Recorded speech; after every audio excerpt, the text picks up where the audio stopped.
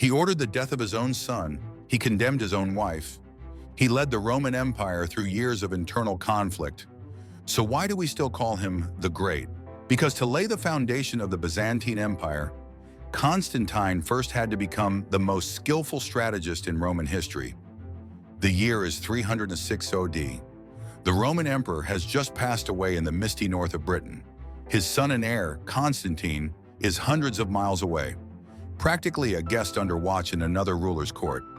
But in one bold moment, his father's legions defy the political order and declare Constantine emperor. That single act would ignite a struggle that reshaped the ancient world and set in motion a chain of events leading to an empire that would endure for 1,000 years. Hi there, I'm Czar. Welcome to episode 2. Today we explore the life and legacy of Constantine the Great. My goal with this channel is to help the new generation, and anyone curious about history, better understand our past. If that sounds interesting, the best way to support this mission is to like, subscribe, and share this video. And your comments inspire future topics, so let me know what you'd like to learn next. Constantine the Great was of Illyrian origin, from the Roman province of Moesia Superior. He was born Flavius Valerius Constantinus in the city of Naissus, modern-day Niš, Serbia, around the year 272 AD. His father, Flavius Constantius, later known as Constantius Chlorus, was a high-ranking military officer from Illyria who rose through the ranks to become a Caesar, junior emperor, and eventually an Augustus, senior emperor, under the Tetrarchy, the four-emperor system established by Diocletian. His mother, Helena, came from humble Greek-speaking origins in the eastern part of the empire. She was the daughter of an innkeeper and was Constantius's partner, though it remains unclear whether they were formally married. Constantius later separated from her for political reasons to marry the stepdaughter of Emperor Maximian. Helena would later be remembered as Saint Helena, a key figure in early Christian history. Constantine was not born directly into the line of succession, but he found himself at the right place and time. He spent his youth at the court of the powerful Eastern Emperor Diocletian, an experience that was both an honor and a safeguard against rebellion by his father. His rise to power began in Britain. In 306 AD, his father, by then senior emperor, became ill and passed away while on campaign in the north near Eboracum, modern-day York, England. Immediately after his father's death, the legions in Britain, loyal to their late commander, proclaimed Constantine as their new Augustus. This bold declaration bypassed the formal rules of the Tetrarchic system and sparked a series of internal power struggles that would continue until 324 AD, when Constantine finally emerged as the sole ruler of the Roman Empire.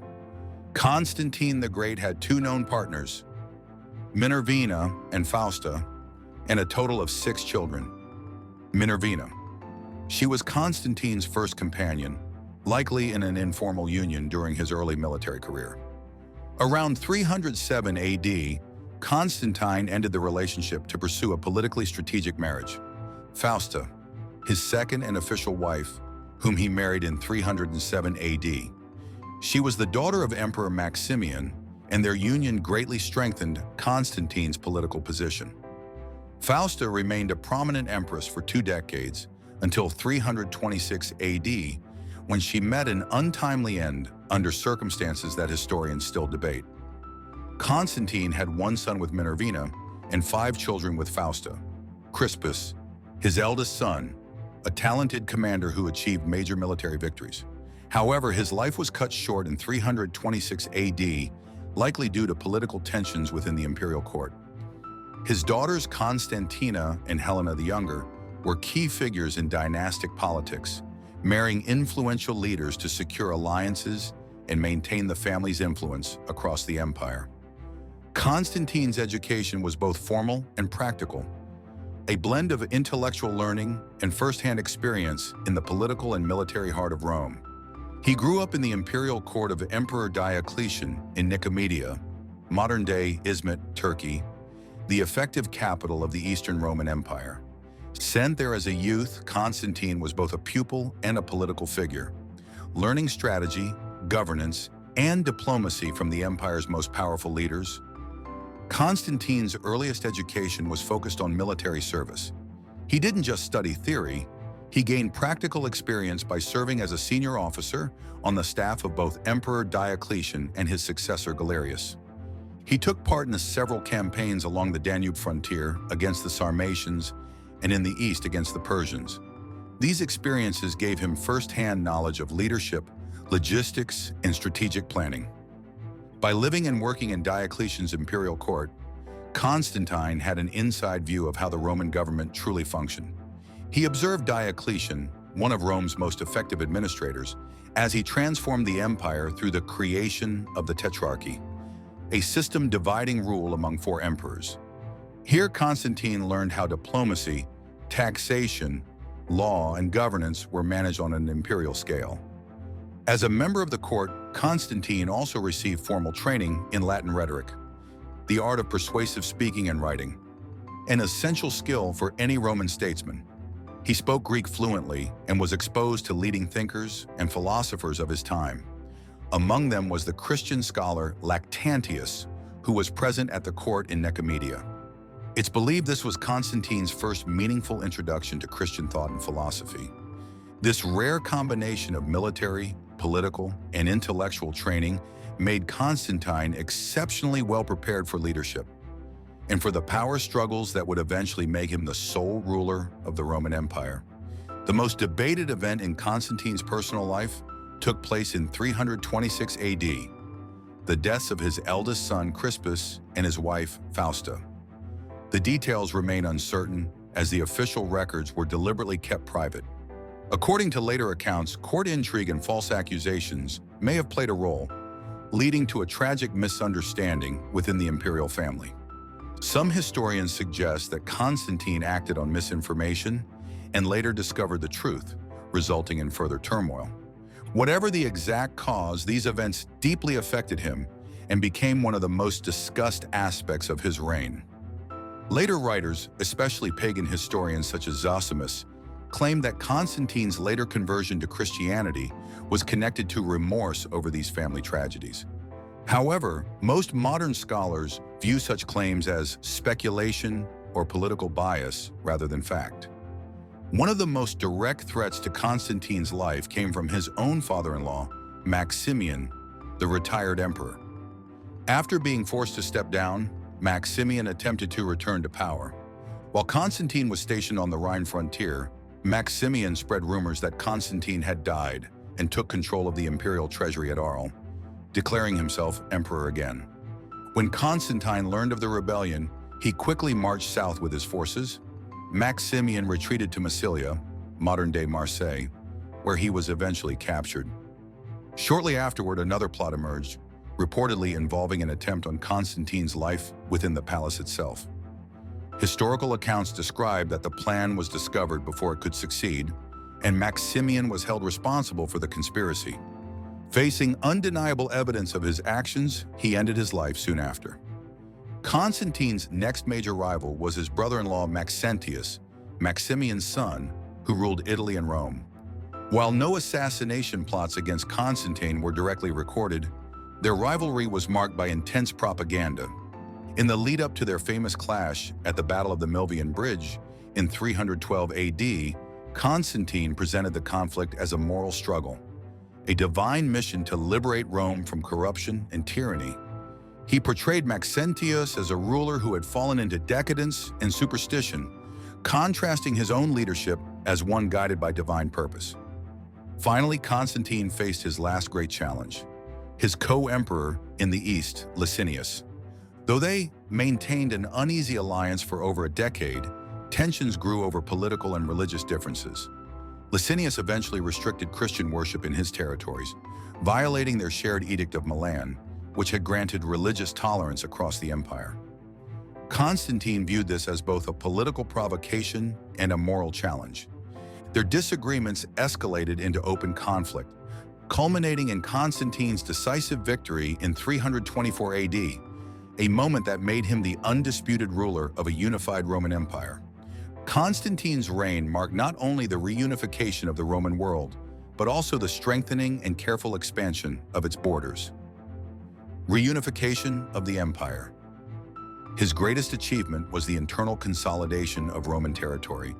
Beginning in the northwest, he gradually brought Italy, North Africa, the Balkan provinces, and eventually Asia Minor, Syria, and Egypt under a single administration, uniting the entire Mediterranean region under his rule. He led several successful campaigns along the Danube River against groups such as the Goths and Sarmatians. Through these efforts, he restored Roman control over Dacia, modern-day Romania, a province that had been relinquished decades earlier by Emperor Aurelian. Constantine reinforced this frontier with new fortifications to ensure its long-term security. Much of his early rule was spent managing conflicts along the Rhine frontier.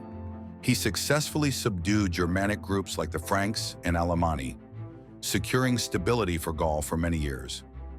Perhaps his most significant and lasting achievement was the establishment of a new imperial capital. In 330 AD, he refounded the ancient city of Byzantium as Constantinople, modern-day Istanbul. This strategic move shifted the empire's center of gravity eastward, toward a region that was both wealthier and easier to defend. In summary, Constantine's leadership brought a period of profound territorial and political unity. He inherited a divided empire and left behind a consolidated, secure state with a powerful new capital. Treatment of defeated foes.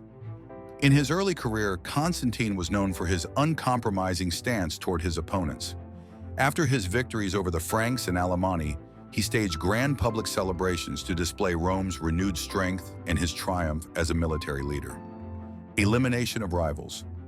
As was customary in Roman politics, Constantine's path to sole rule involved removing rival claimants to the throne. He confronted and ultimately overcame his father-in-law Maximian, his brother-in-law Maxentius, and later his co-emperor Licinius, bringing an end to years of internal power struggles within the empire. Family tragedies. In 326 AD, his household was shaken by a deeply personal crisis. His eldest son and designated heir, Crispus, as well as his wife, Empress Fausta, both lost their lives under circumstances that remain unclear. Ancient sources differ on the reasons, often suggesting political intrigue or court disputes. These events remain among the most mysterious chapters of Constantine's life. Despite his often severe leadership style, Constantine introduced a number of reforms aimed at improving the welfare of his subjects. He passed laws to aid the poor, providing food and financial assistance from the imperial treasury. He sought to protect families from falling into poverty and prevented parents from having to give up their children due to economic hardship. Constantine also worked to make the justice system more humane. He abolished crucifixion as a form of capital punishment, ended facial branding for criminals, and reduced the severity of gladiatorial contests. He introduced measures to protect children, widows, and orphans. He also reformed marriage laws, making it more difficult for unjustified divorce, and enacted regulations addressing moral and social conduct within Roman society. His most famous and far-reaching act was his support of Christianity. In 313 AD, through the Edict of Milan, he granted full religious freedom to Christians across the empire, officially ending centuries of persecution. He went further by sponsoring major church construction projects, including the original St. Peter's Basilica in Rome and the Church of the Holy Sepulchre in Jerusalem.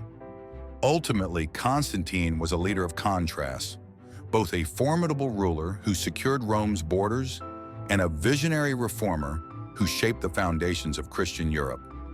Unfinished ambitions. Two of Constantine's greatest aspirations remained unfulfilled at the time of his death: a major campaign against the Persian Empire and a personal religious pilgrimage.